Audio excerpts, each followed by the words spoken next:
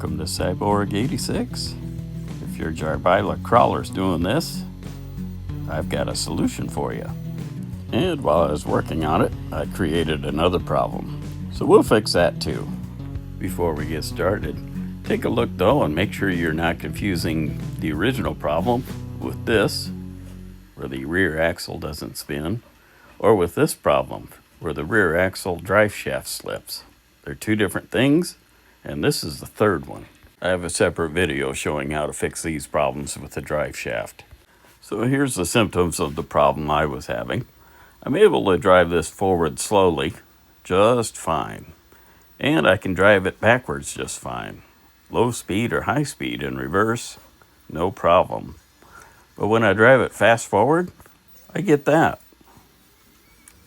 I thought for sure this was a circuit board issue, but don't go out and buy any parts yet because that's not what it turned out to be.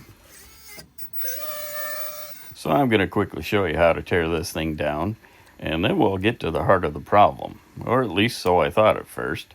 The body mounts to the frame by two little clips just behind the front wheel, and when you're pulling this thing off, make sure you're holding on to the chassis and not the axle so you don't damage the axle. There are two screws behind the front bumper that hold the bumper on, and they also help hold the circuit board in. We'll need to get those out. The two in the rear for the rear bumper are deeply inset, so this little screwdriver I have won't go in the hole. I actually had to use the little jeweler screwdriver. You just need to loosen them up from the inside mount. They don't necessarily come all the way out. I didn't need to do that, but you'll just kind of have to turn it till you feel like it's unhooked from the body.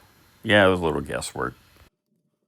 The rear bumper also clamps in, so little thumb work and you got the thing out.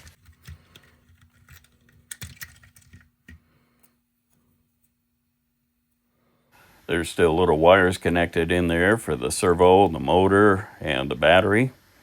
And don't disconnect anything you don't have to. These little connectors turned out to be a little fragile.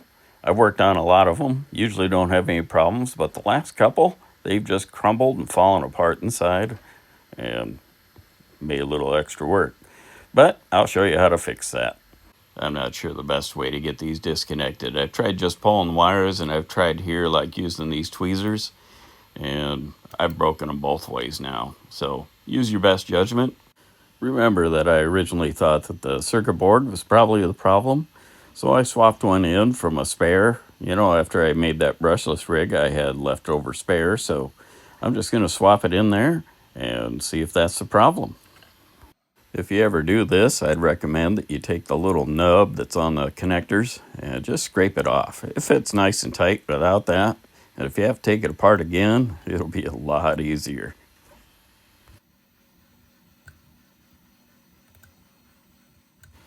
So here this connector is broken, and I'm just left with two wires, and I still have the place they'll connect to. It just won't be guided in by the connector, and it won't be held by the connector. So got out the tweezers and went to town. Lots of fiddling. Don't worry, I won't make you sit through all that. I'll just give you the comment to say, when you plug these in, make sure they're not touching each other, of course. And then when you get done, a little spot of hot glue will do you. And if you have trouble seeing like I do, one of these huge lit magnifying glasses will help you with the job. I'd have a really tough time without it. It'd also be a good idea to test it before you reassemble the whole thing, in case you got the wires backwards. So that's a fix for a broken connector, but when I tested this, it didn't work. It still had the same stutter, even after the new circuit board. So, plan B is to check the motor. So we're going to do that next. Everything I've done to this point, except disconnecting the connectors, needed to be done regardless of the problem. So not a big setback. There's just 4 screws holding in the motor and transmission, so we'll get those out. Out it comes, just like that. Now we got 2 more screws that hold the gearbox into the transmission, right there and there. We also need to get the transmission apart to get to the spur gear. So 4 more screws right there. And with the transmission out, be a good time to check the axles. Make sure everything's turning smoothly, front and rear. Mine were. Now we can open it up and you can see the spur gear. But we're going to go ahead and take the 2 screws out for the gearbox too. At this point, just press down on the shaft and the gearbox will slide right out of the transmission.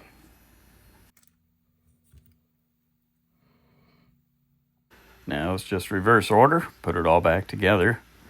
By the way, if you need parts, I've got mine from bestbuyboxes.com and JiabaileRC.com. Both places ship promptly, and I got exactly what I ordered. Want to see more detail about this rig, you can see my video about complete teardown. But I'm not going to show you that today because it's time to test. I got this thing together, and we're going to try it out.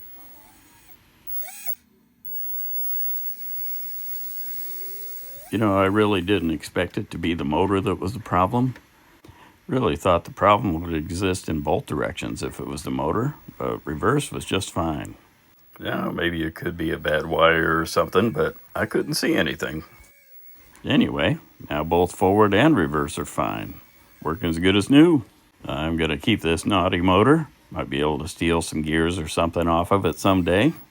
In the meantime, I'm going crawling. Well, I hope you found this helpful. Appreciate your watching, and happy crawling.